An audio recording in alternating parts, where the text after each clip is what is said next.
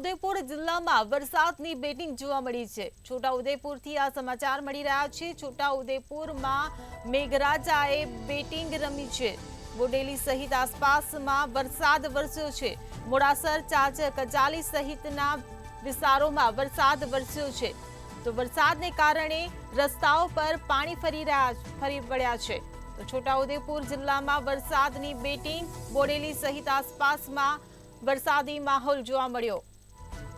આ સાથે જ મોડાસર, ચાચક અને અજાલી સહિતમાં વરસાદ વરસ્યો છે। ત્યારે વરસાદ વરસવાને કારણે રસ્તાઓ પર વરસાદી પાણી ફરી વળ્યા છે। તો વાહન ચાલકોને પણ હાલાકી ભોગવવાનો વારો આવ્યો છે। તો છોટાઉદેપુરથી આ સમાચાર। છોટાઉદેપુર જિલ્લામાં વરસાદી માહોલ જામ્યો છે। બોડેલી સહિતના આસપાસના વિસ્તારોમાં વરસાદી માહોલ જોવા મળ્યો છે। મોડાસર, ચાચર, કજાલી જેવા વિસ્તારોમાં વરસાદ વરસ્યો છે।